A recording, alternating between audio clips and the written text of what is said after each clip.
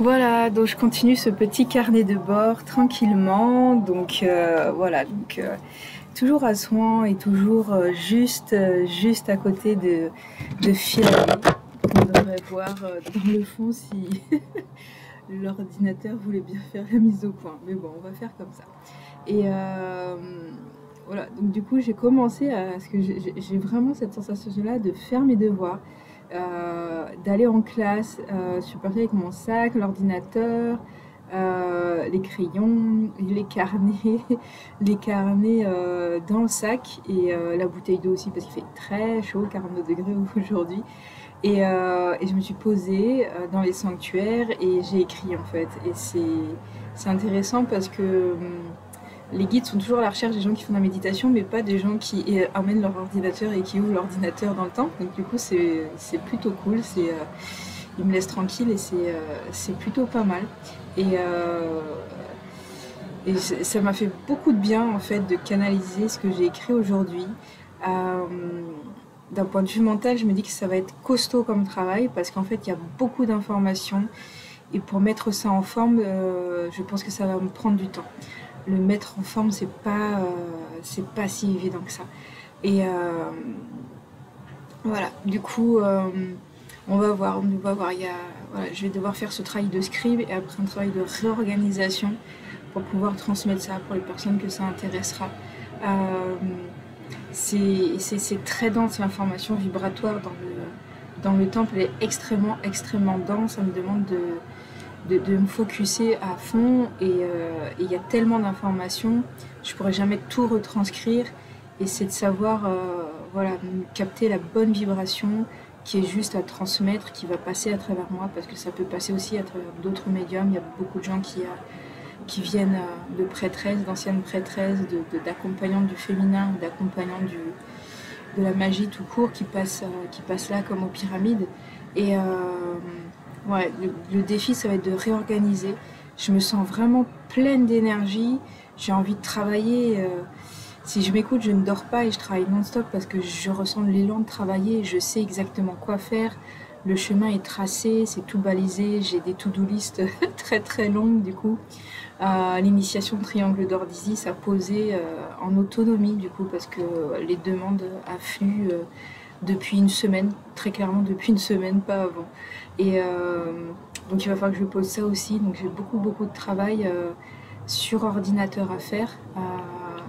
Donc voilà, mes journées vont être très routinières entre je vais au temple et je bosse sur mon ordinateur, je dors, je mange, je vais au temple, je bosse sur l'ordinateur. Ça va être très routinier avec les séances aussi, les séances ou les canalisations que certains d'entre vous m'ont demandé. Et j'ai le voyage stellaire aussi à finir, j'ai 4 vidéos. J'en ai 2 dans la boîte à finir en montage. Il m'en restera 2 à faire pour le voyage stellaire, mais pour l'instant je ne sais pas. Je ne sais pas, est-ce que ça sera les pyramides à nouveau? J'ai pas le trajet de la fin de mon voyage et c'est pas clair encore si je vais à Abu Simbel, Komombo, il y a Alexandrie, il y a le monastère Saint-Simon, le premier monastère chrétien aussi. Il y a tellement de choses, bref. Alors, je panique pas, il me reste encore à moi, mais quand je vois la masse de travail qui est là devant, je me dis waouh, il y a beaucoup de choses et je dois toujours vous parler de la Lémurie, des anciens peuples, enfin voilà, de plein de choses. Et voilà, en tout cas, ça me recharge les batteries de fou à la fois d'être au temple de Philae, je me sens rechargée énergétiquement, c'est assez incroyable. Et le fait d'écrire, il y a quelque chose enfin, à l'intérieur de moi qui dit enfin. C'est comme si j'ai toujours su que je devais écrire et ça on me le dit depuis que je suis adolescente, depuis mon adolescence les gens me disent il faut que tu écrives, mes professeurs de français m'ont tous dit Mathilda il faut que tu écrives. Bon, j'étais pas du tout dans la spiritualité, c'était simplement une question d'écriture, de style d'écriture et, et mon angoisse c'est de mourir avant d'avoir écrit un livre. Pour tout le reste je peux mourir demain, je sais que j'ai accompli en majorité, ce que j'ai à accomplir en termes de semer des graines. Voilà, la mort, je la connais, j'ai pas peur, je pourrais mourir demain. Le seul truc, le seul hic, c'est il faut que j'écrive des livres dans cette vie-là. Et le plaisir pendant des années, j'ai perdu le plaisir d'écrire. Et là, à canaliser, à écrire dans le temple, il y avait des tas de gens autour de moi, il y avait du bruit, c'était pas calme du tout. Mais j'étais complètement, moi, dans mon processus. Et ça m'a fait super plaisir de retrouver cette sensation-là qu'on a quand on écrit, qui, je pense, se retrouve dans tous les métiers artistiques. Ce moment où on est dans une bulle et on est en pure création et les mots coulent et les mots descendent. Et c'est une sensation incroyable que j'aime beaucoup et je suis très contente de la retrouver. Et j'espère ne pas la perdre, on verra, parce que je l'ai perdue pendant de très nombreuses années et j'ai fait tellement de travail personnel sur moi, de développement personnel, de travail pour développer ma créativité. Et du coup, ce qui fait que j'ai travaillé mon chakra sacré de manière complètement exponentielle. Euh, parce que créativité, normalement chakra sacré, sauf que plus je travaillais sur mon chakra sacré, plus je développais tout un tas de trucs, mais pas, j'arrivais pas à me débloquer sur l'écriture. Et je me suis mis à peindre, je me suis mis à chanter, je me suis mis à faire tellement de choses, sauf le truc important et le truc que je sais qu'il faut que je fasse, l'écriture. Et donc c'est chouette. Et voilà, ça sera pas un livre linéaire, ça sera quelque chose qui me ressemble, ça sera plutôt des petits textes, des petites choses à lire comme ça, pas forcément de manière linéaire. Mais il va falloir un gros travail de réorganisation. Il faudra quand même faire des thématiques et des chapitres, parce que pour l'instant, ça vient de manière assez anarchique. L'information descend de manière anarchique. Mais voilà, je suis très heureuse parce que je me sens vraiment à ma place. Je me sens complètement alignée avec ça. Écrire pour moi, c'est voilà, c'est quelque chose qui me fait vibrer. J'ai un rapport aux mots et voilà, dans certains aspects de ma vie perso, je partage pas tout de ma vie, mais voilà, j'écris de la poésie. J'ai régulièrement fait partie de cercles de poésie et c'est quelque chose qui m'apporte. J'aime la littérature, j'aime les grands écrivains, j'aime la fantaisie. Voilà, c'est un petit chemin qui se pose peut-être parce que voilà, il y a du boulot, il y a vraiment du travail à accomplir profond. Euh, voilà, le côté histoire qui est là aussi, archéologie, ramener des anciens savoirs. J'étais prof d'histoire-géographie, vraiment par passion parce que j'aime ça. Et voilà, je me sens vraiment, ouais, je me sens bien, mais je me sens vraiment bien, je me sens là où il faut. Euh, voilà, tout n'est pas parfait dans la vie quotidienne, mais voilà, ça là, ce que je suis en train de faire, c'est important pour mon âme. Je sais pas si c'est important pour le monde, mais en tout cas, c'est important pour mon âme. Euh, J'espère vous envoyer une vibration d'alignement parce que je sais que je le vibre là en parlant de ça et voilà, en étant là. Et voilà, je vous souhaite de trouver ça et de réaliser vos rêves. Et j'ai eu beaucoup de retours de personnes qui regardent les vidéos en disant que ça leur donne l'élan de réaliser leurs rêves. Ça peut être des voyages, mais ça peut être autre chose. On n'est pas forcément tous.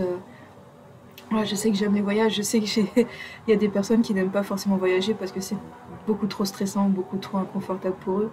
Et mais quel que soit votre rêve, en fait, écoutez-vous et je peux vous partager, ça fait du bien, ça fait du bien, ça fait du bien. Moi, il y a plusieurs mois de ça, il y a 9 mois de ça, j'étais extrêmement malade. J'ai fait une grosse pause de septembre à décembre parce que mes problèmes de santé avaient complètement flambé et j'étais extrêmement mal.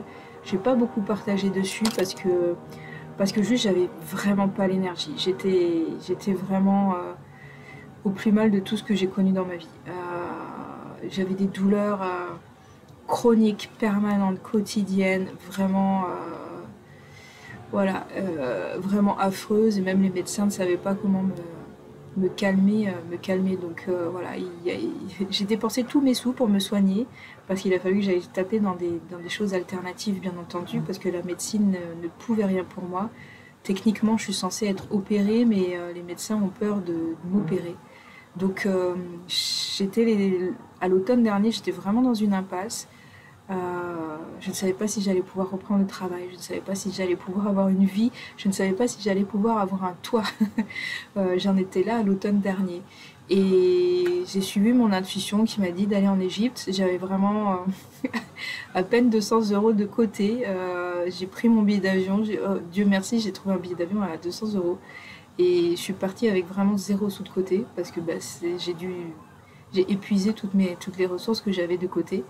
Euh, voilà, ma seule richesse, c'est ma voiture qui est en France à l'heure actuelle et mon ordinateur.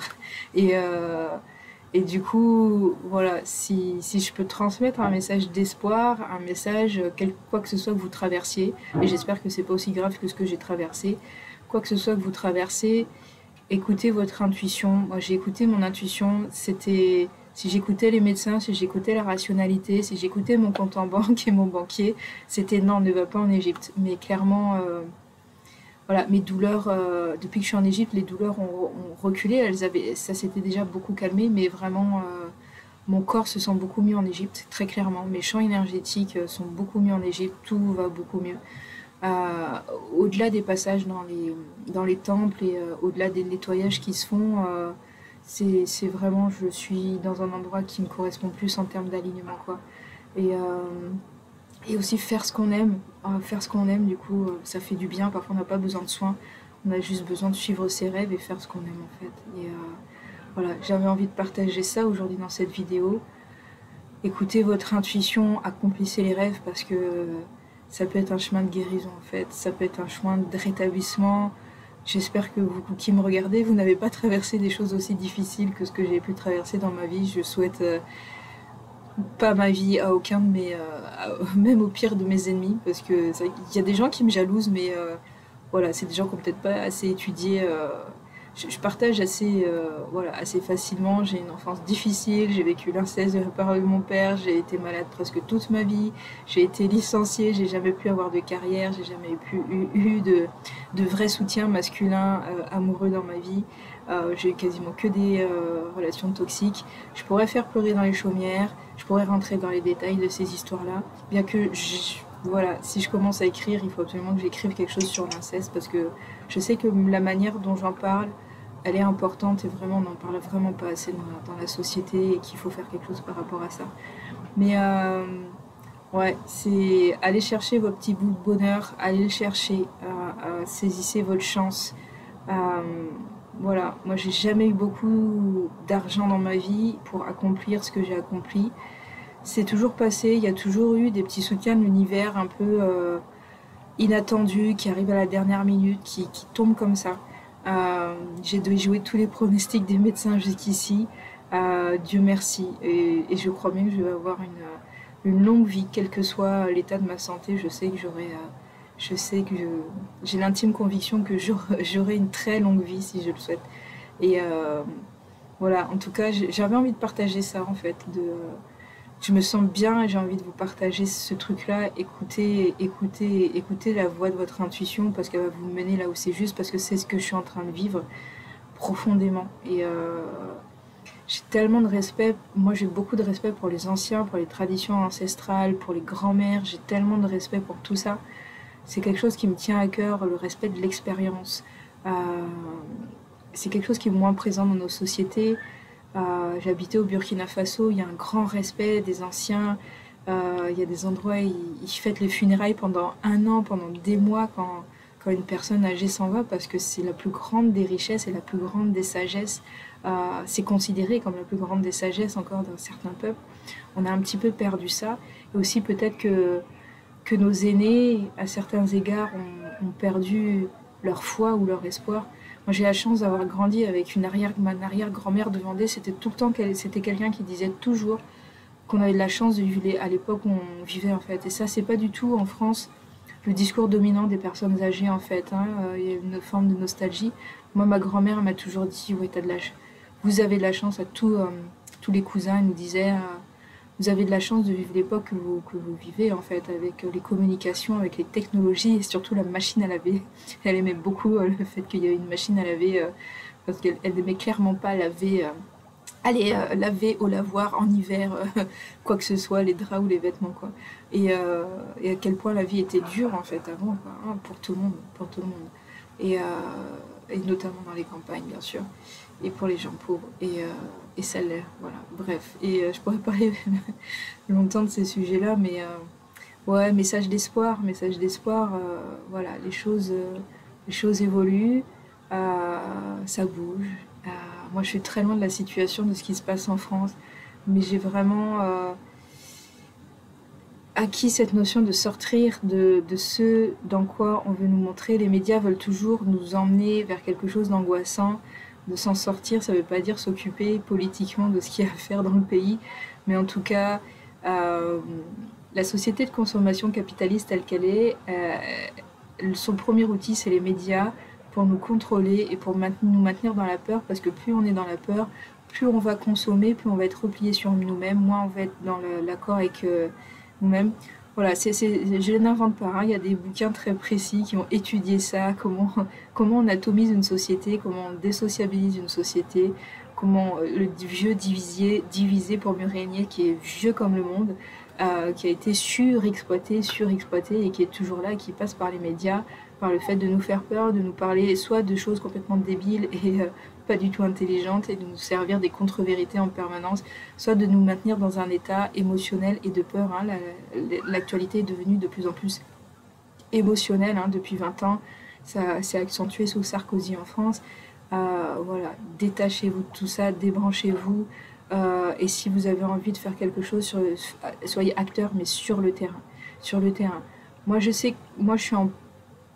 que quelque part dans mon travail, il y a un aspect politique parce que faire en sorte que les gens deviennent conscients, faire en sorte que les gens soient eux-mêmes, faire en sorte que les gens guérissent et faire en sorte que chacun soit aligné avec soi-même, ça crée du bon autour et ça crée une meilleure société. J'en suis persuadée parce qu'on sait mieux apprendre, quand plus on est soi-même, mieux on sait gérer le relationnel, à la fois pour dire oui, à la fois pour dire non, à la fois pour réfléchir à comment on construit ensemble demain en fait. Donc moi je sais que je fais ma petite part de colibri à mon échelle, avec beaucoup d'humilité. Je suis très heureux quand je vois que vous ne venez plus me voir, quand vous volez de vos propres ailes, quand les gens que j'ai formés s'installent du coup. Et je fais une petite dédicace à Juliette de La Roche-sur-Yon si jamais elle regarde cette vidéo. Et voilà, moi ça me touche les parcours que je vois pour les personnes que j'accompagne un peu. Parfois j'accompagne juste une séance, parfois j'accompagne plus longtemps et les transformations elles sont toujours là. Je crois fondamentalement à ça en fait. Quand on bosse sur soi-même, on peut voilà, transmettre tellement de bonnes choses autour de soi petit à petit et aussi se focaliser sur ce qui est bon aussi dans la vie de tous les jours. Voilà, les essentiels ils sont toujours là. Et voilà, je vais clôturer cette séance, mais je rappelle, voilà, suivez vos rêves, croyez en vous, croyez cette voie de l'intuition et cette voie du corps, c'est dans le corps, le clair ressenti, là où ça veut vous mener, là où votre trip veut aller. Écoutez-vous parce que c'est la voie du bonheur, c'est la voie de la paix, c'est la voie du calme intérieur. Bien sûr, ça sera jamais complètement calme, totalement calme comme ce lac là derrière moi qui est tellement calme. Il y aura toujours des remous, mais voilà, vous serez plus équipés pour traverser tout ce qu'il y a à traverser. J'espère que cette vidéo vous aura apporté du bon, vous aura aidé, vous aura amené à croire en vos rêves, à croire à ce qu'il y a de la magie à l'intérieur de nous, on a une intuition, on n'utilise tellement pas toutes nos capacités. C'est un champ d'exploration tellement incroyable, infini. J'aime voyager à l'intérieur, j'aime voyager à l'extérieur, moi j'aime voyager en fait. Voilà, je vous souhaite plein de belles choses et je vous dis à plus tard pour d'autres vidéos.